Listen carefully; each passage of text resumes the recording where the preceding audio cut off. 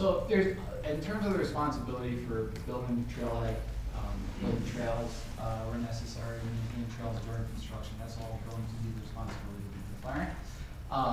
In terms of ongoing open space responsibility, as usual, that will be the responsibility of the community public trails. That will be the responsibility of the Open Space and Trails Department. If there is some sort of arrangement made, that would be made with the declarant themselves, or it would be made with the master HOA, or with the specific HOA for the lots. So we certainly don't have any intention or any vision of having the affordable units assuming maintenance responsibilities for trails. So, and on that note, Carmen, I would say too, is there's a misnomer on this notion of a social trail. So as it stands right now, for any of you who've ridden Barney Ford and you get to the top of Barney Ford and you want to do the lunchtime loop to Juniata, so we all trespass every day when we do that, and we kind of come across that trail, which has never been dedicated, and that trail has been a social trail, but it's always been a non-dedicated trail that connects Juniata and Barney Ford. That trail will be dedicated and will become a public trail. And the same thing with that other trail that has the misnomer of social. Right now it's a social trail. It will become a public trail. So we're dedicating all these trails to public. We're not going to establish a social trail or a trail to nowhere. These are all trails that we work with open space and said, which ones do you want? On top of that, we also are dedicating roughly 5 acres of open space, which is also dedicated to the county as a land interest, and that's tract C. This whole area over here. So there's certainly other trail opportunities over there, but we're dedicating that whole land. So yeah, and in terms of the grading of the trailhead, we've looked at that meticulously. We said we'll do, at first we heard 12 spaces, then we heard 20, we said we'll do whatever number of spaces is requested. That's really big. That's a really big part of this too, because as you know right now, when people go to recreate on Sally Barber Road coming off Baldy, there's just kind of a mishmash of parking along that cul-de-sac over there. And there's an easement for a trailhead, but there is no actual trailhead, and people end up parking alongside the side of the road. So the whole notion is this will orient them towards that trailhead and really kind of bring a lot more order to the use of that Sally Barber Trail and the connection of all the different trails over there, including the new ones.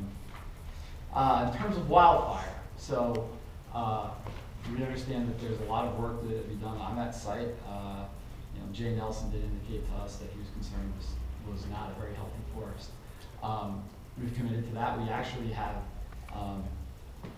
incorporated into the PV itself wildlife, wildland interface provisions that recommend following those guiding documents as we move forward, and I think that's one of the first PDs I know, at least, where that's actually in the PD itself. Is this primarily lodgepole?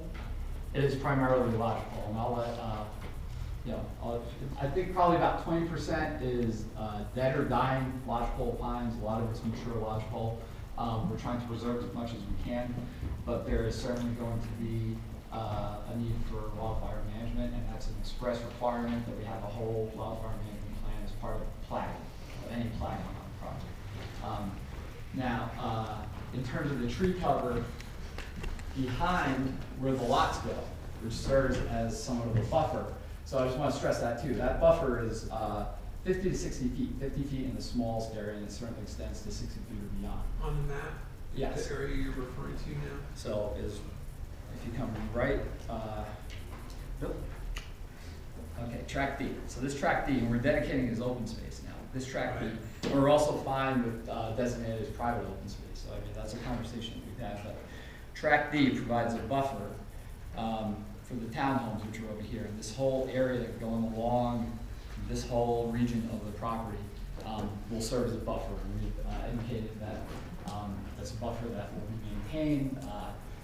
Preservation of trees will be maximized in that area to the extent we can. We do, of course, have to meet the wildfire management requirements when we're doing that. But if you look, here are the lot lines, and here's the envelope. And so there's a pretty significant space between the lot lines and the envelope. The other What is the distance between that disturbance envelope line and the property line there on the, what that would be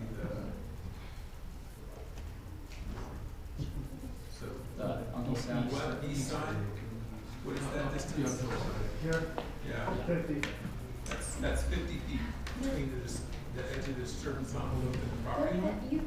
This is a bad plan. The most up-to-date ones, hopefully they're in your packet. It's 100 feet from lots 2, 3, 4, from the envelope itself, just to the property line. So is that 50?